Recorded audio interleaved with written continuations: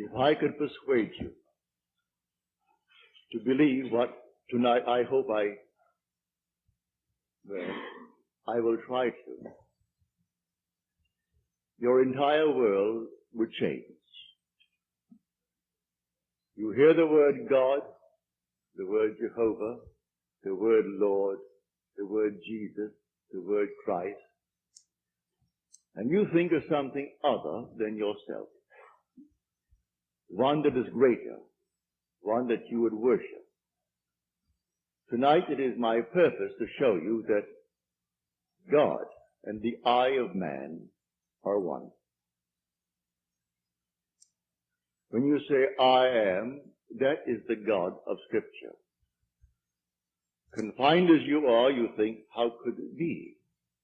God created the universe and sustains it. And here I am, like a little worm, 10 years, and then I vanish.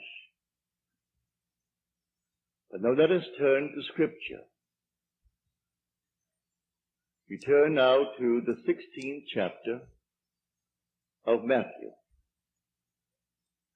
And the question is asked of the disciples, the followers, those who have heard him. And he said to them, who do men say that the Son of Man is? And they reply, well, some say John the Baptist, come again. Others, Elijah. Others, Jeremiah, or one of the prophets. And then he said to them, but who do you say that I am? And the spokesman called Peter answered and said, thou art the Christ, the Son of the living God. And he said to him, blessed art thou, Simon Bar-Jonah, for flesh and blood could not have told you this, but my Father who is in heaven. So here he equates the Son of Man with the eye of man, not the organ that sees or through which you see, but your sense of awareness, that I amness, when you are aware of being, your consciousness, your human imagination. So he equates the two, the Son of Man spoken of in the Old Testament and brought forward into the New is nothing more than the eye of man. And he calls it the Christ, and defines Christ as the Son of God. Now we find Christ being defined in the New Testament as the power of God and the wisdom of God. So the eye of man is the power of God and the wisdom of God. If man does not know it, well, then he will not exercise that power. He will not exercise that wisdom. So tonight I am trying to persuade you that when you say I, before you say anything, that is the power and the wisdom of God. You can't separate the power of God and the wisdom of God from God. So you will say in the end, I and my Father are one, for he is called the Son of God. Now we are called upon to test this, if it be true. Can we test it? I hope you'll put it to the test. When I tell you that your own wonderful I amness is God, though prior to that you believe that you are little something, moving across the earth for a few years, 70 years, and then you will vanish, in the hope of some restoration, but a hope, no assurance. But now I'm going to tell you that you really are God. Your own wonderful consciousness, your human imagination, that is the God of Scripture. And there is no other God. Imprisoned as you are in these bodies of flesh, you did it for a purpose. Now let us see what it tells us about this Son of Man that is now equated with the I of man. No one has ever ascended into heaven but he who descended from heaven, the Son of Man. You'll read that in the 3rd chapter, the 13th verse of John. So here we find you are a pre-existent being.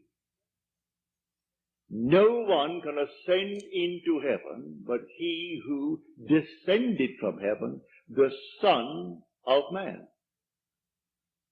Your ascension in the next verse, the 14th verse, is showing you how you ascend.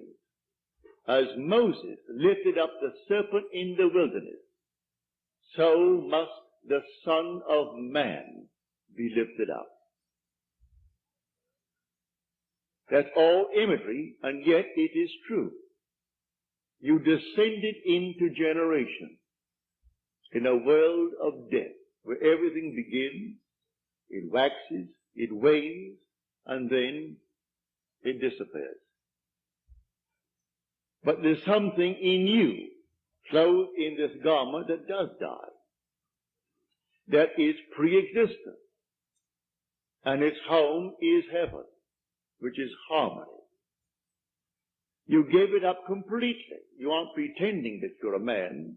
You descended into man. You became man. With all the weaknesses, all the limitations, all the restrictions of man, to experience this world of death and decay. There will come a moment in time that you will ascend from this restriction, taking with you the experience that is yours because of this restriction. And you will ascend in the same manner that Moses lifted up the serpent in the wilderness. That was an adumbration. That was a foreshadowing. You will rise from the base of your spine, up your spine into your own skull, for heaven is within you. And you will rise like a fiery serpent, without any loss of identity. The form you wear, I hesitate to describe it. I will tell you that your face is human, your hands are human, your voice is human, but do not ask me to describe the body that you wear. It's infinite power, infinite wisdom, and yet it is a form. You are that fiery being that descended, not because of anything that was wrong when you descended. The fall is not because of any mistake on our part. It's a predetermined plan to come down into the world of death and decay and overcome it. If coming down, wearing these garments, we knew who we were, pretending that we were men, we could not accomplish it. Any more than an actor on the stage, pretending that he is Hamlet, can actually play that part. He has to actually assume it, but even then it is still with a little something in his mind. He knows he is the great actor who tonight will go home to his lovely home, and he'll take off the garment and hang it up once more, and tomorrow he'll replay the play. You don't do that in this play of God. You don't take off the garment. You wear it for your 80, and if by strength, your 80, or maybe even longer, or shorter. But the I of man is the God of Scripture. Put it to the test. Let me now, first of all, before we go into the testing of it, make clear what I said on the last lecture night, Friday night, prompted by a question that was asked here. For I had said in the previous lecture that there are ranks in heaven as they are on earth, for this is only a copy. Everything here is a shadow. It's a copy of the eternal realities. Believe me that when you say I, before you say I am John, I am Bill, I am this, I am that, I am the other, you are declaring yourself to be. And that sense of being is God. That's God. Now what are you going to put on it? All things are possible to God. All things. You could say now, as you're seated here, after first affirming that I am, you could then assume that I am, and you name exactly what you want to be. If you believe what I tell you about your own I amness, and remain faithful to what you have assumed, that assumption will harden into fact. When you pray in the true sense of the word, you do not pray to any external God. Everything he creates from within himself. And this pattern, the individual awakens within himself. And who does it?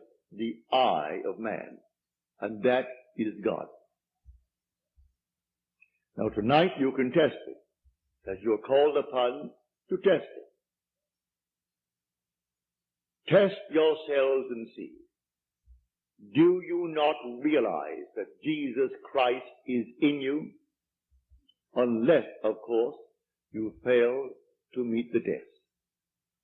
Examine yourselves to see whether you are holding to the faith. What faith? To have someone tell me that I am a Christian, or I'm a Jew, or a Mohammedan, and holding to that faith that they talk about? No.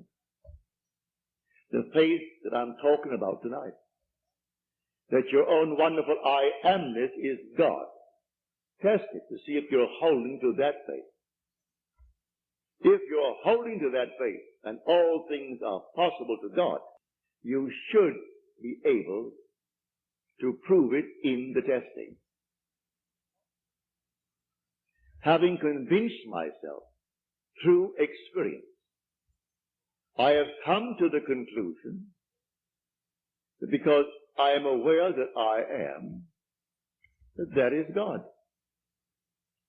For if by him all things are made, and without him is not anything made that is made, and I start from scratch, only imagining a state, and then I boldly assume that it is real, that I am actually experiencing that state now.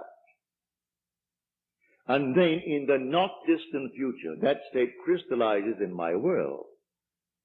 Well, then I have found God. I have found the source of the phenomena of life. My only concern then is to share it with others and tell them, for they're all one. We are one. No one is greater than the other, not fundamentally. In his claims of what he is in the world of Caesar, he has more money, or he has so-and-so and so-and-so, but basically the same creative power in the man tonight behind bars serving life is the same creative power of the one who sentenced him to life. Is the same being. There is only one God. Hear, O Israel, the Lord, our God, the Lord is one. And the word translated, the Lord, is Yod He Vav He. Properly translated is I am. When you go unto the people of Israel, and they ask you, what is his name? And you claim that the God of Abraham, and the God of Jacob, and the God of Isaac sent you. You say unto them, I am has sent me. That's my name forever. And by this name I shall be known throughout all generations. But man finds it difficult keeping the tense. And so he speaks of thou art, or he is. And he never actually comes down to the fundamental and knows that I am. I am the cause of the phenomena of my life, good, bad, or indifferent. I have to live with it and change my assumptions if I would change the world in which I live. But now, can I help a seeming other? I say you are myself pushed out. Can I help another? Yes, because there's only one. If your request of me comes within the framework of the golden rule, something that I would like done to me, then I can willingly help you. If you ask of me that which does not come within the frame of the golden rule, do not ask it of me. I grant you complete freedom to go elsewhere and go to anyone who will tell you they can do it in spite of what he said. Go ahead. But if anyone asks of me any request, all that I do is this. It's so simple. We are told in Scripture, whatever we ask of him, knowing that he hears it, it shall be done for us. If we know he hears it. Well, can you imagine you seated here on the surface of your being, a rational being, knowing something that the depth of your own being that encompasses you doesn't know? So you know, and you think, well, he doesn't know. Well, read that in the story of Ezekiel. You'll read it in the 38th chapter. And these are the elders of Israel that went into the dark room. And they are carving on the walls all gruesome things. And they said within themselves, the Lord does not see us. And the Lord is speaking to his prophet Ezekiel. And he said, the elders of Israel say that I do not see them. And watch what they're doing, making all these abominable things within the great cavern.